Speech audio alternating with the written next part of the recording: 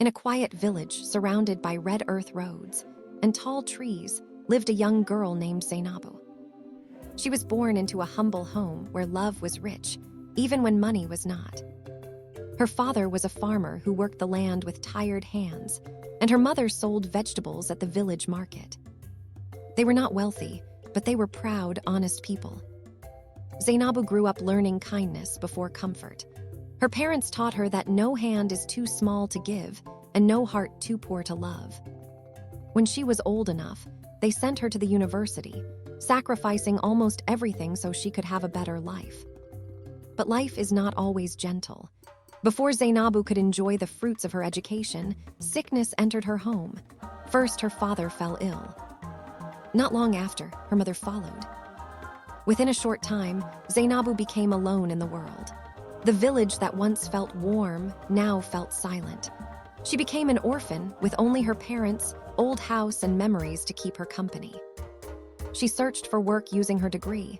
She attended interviews in nearby towns. Each time she dressed neatly and spoke well. Each time she was told to wait, and each time she was never called back. When she tried to take smaller jobs, people told her she was too educated. When she tried for bigger jobs, people told her she lacked connections. So Zainabu returned to the road. Every morning, she roasted groundnuts and packed garri into small bags. She balanced her tray on her head and walked from street to street, calling out softly to passers-by. Some days she sold well. Other days she returned home with tired feet and a heavy heart. One afternoon, while walking near a row of shops, she saw an elderly woman being chased out of a store. The woman's clothes were old, her hair gray and uncombed. Some men shouted at her, telling her to leave. She stumbled away with a few worn bags and sat on the soft shoulder of the road. She spread a piece of cloth and lay down quietly, as though she had learned not to expect kindness. Zainabu watched from a distance.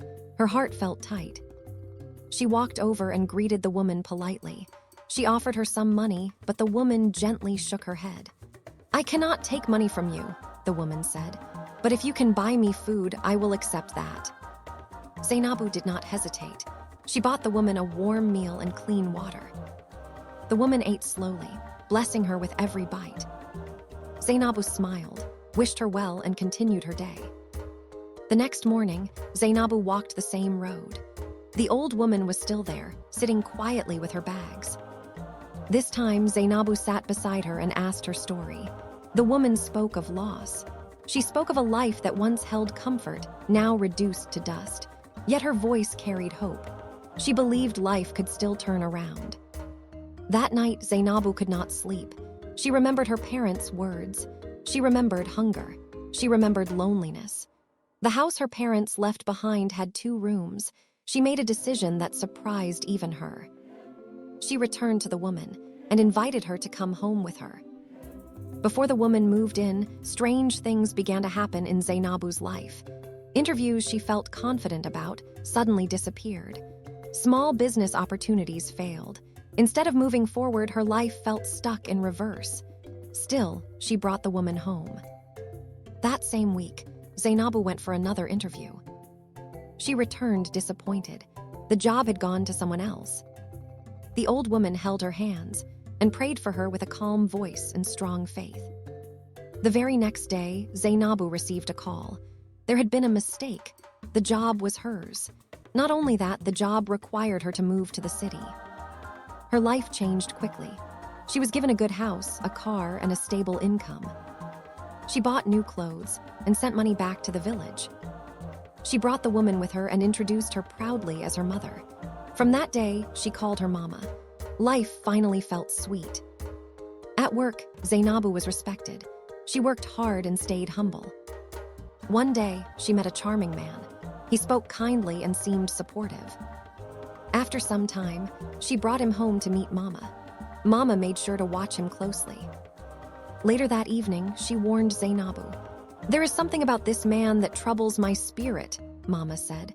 Zainabu brushed it aside. After all, love can be blind when the heart is happy. Weeks passed. The man became more comfortable in the house. One afternoon, when he thought he was alone, Mama returned early from the market. She overheard him on the phone, laughing and speaking to another woman.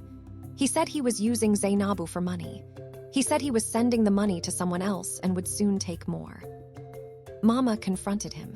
He laughed and told her Zainabu would never believe her. Soon after, money went missing and jewelry disappeared. The man planted lies and made it seem like Mama had stolen from the house.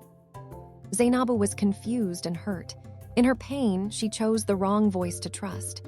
She asked Mama to leave. Life went on, but peace left the house. While on a business trip, Zainabu returned early due to a canceled flight. When she entered her home, she heard laughter. Another woman's voice filled the room. She heard everything. The lies, the plan, the betrayal. She confronted them and sent them away immediately. Her heart broke, not only from betrayal, but from regret. She searched the streets for Mama and found her. She begged for forgiveness. Mama spoke of pain, but also of love. After much talking, she agreed to return. Together, they healed. Evidence later surfaced. The man was exposed for fraud and theft. He was arrested. Peace returned. Zainabu learned that kindness opens doors, but wisdom keeps them open. She lived well, honoring her parents' lessons, and never forgot the power of sharing even when you have little.